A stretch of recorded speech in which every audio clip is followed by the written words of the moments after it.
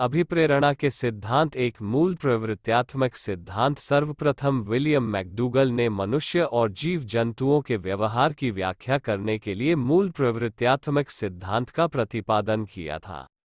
William McDougall को मूल प्रवृत्ति का जनक माना जाता है। विलियम मैकडूगल ने 14 मूल प्रवृत्तियां बताई है और प्रत्येक मूल प्रवृत्ति से जुड़ा हुआ एक संवेग होता है। संवेग उत्पन्न होने पर जो क्रिया होती है उसे मूल प्रवृत्ति कहते हैं। मुख्य संवेग 14 भय, पलायन, क्रोध, युयुत्सा, भूख, भोजनान्वेषण, घृणा, प्रियता, वात्सल्य, पुत्र कामना, कष्ट, संवेदना, आश्चर्य, जिज्ञासा, कामुकता, काम, आत्महीनता, विनीत भाव, आत्माभिमान, आत्म प्रदर्शन, एकाकीपन, सामूहिकता, अधिकार भावना, संग्रह, रचना, अनुभूति, रचना प्रवृत्ति, आमोद, हास्य। मूल प्रवृत्ति की विशेषताएं। मूल प्रवृत्तियां सार्वभौमिक होती हैं। मूल प्रवृत्तियां जन्मजात होती हैं।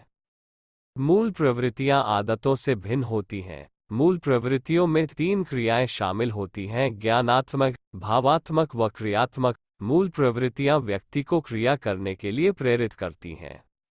मूल प्रवृत्ति व्यक्ति के व्यवहार को संचालित करती हैं। मूल प्रवृत्तियों की मात्रा सभी व्यक्तियों में समान नहीं होती हैं। मूल प्रवृत्तियां परिवर्तनशील होती हैं। 2 मनोविश्लेषणात्मक सिद्धांत। इस सिद्धांत के अनुसार और चेतन में अमित इच्छाएं व्यक्ति को क्रिया करने के लिए प्रेरित करती हैं। 3 उपलब्धि अभिप्रेरणा सिद्धांत। इस सिद्धांत का प्रतिपादन डेविस मैक्लीलैंड के द्वारा किया गया।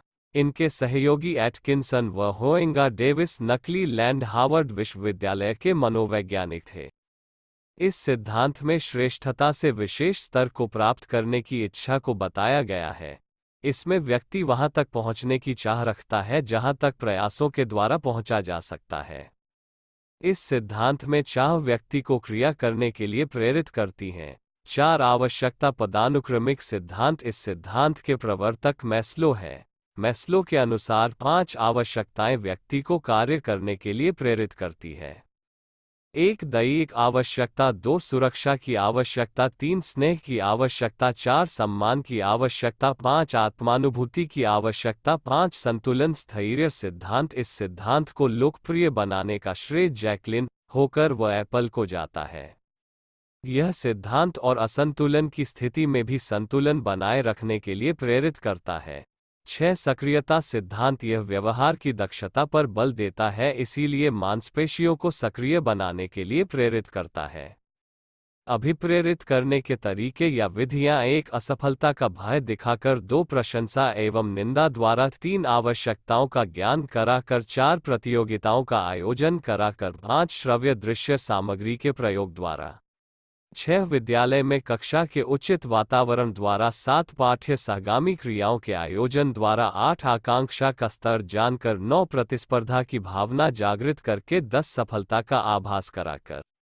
अधिगम में अभिप्रेरणा का महत्व। 1 व्यवहार को नियंत्रित करने में सहायक, 2 ध्यान केंद्रित करने में सहायक, 3 चरित्र निर्माण में सहायक, 4 लक्ष्य प्राप्ति में सहायक, 5 अधिगम तत्परता जागृत करने में सहायक, 6 रुचि जागृत करने में सहायक, 7 मानसिक क्रियाओं के विकास में सहायक, 8 अनुशासन स्थापित करने में सहायक, 9 आत्म नियंत्रण में सहायक, 10 अधिगम की गुणवत्ता बढ़ाने में सहायक।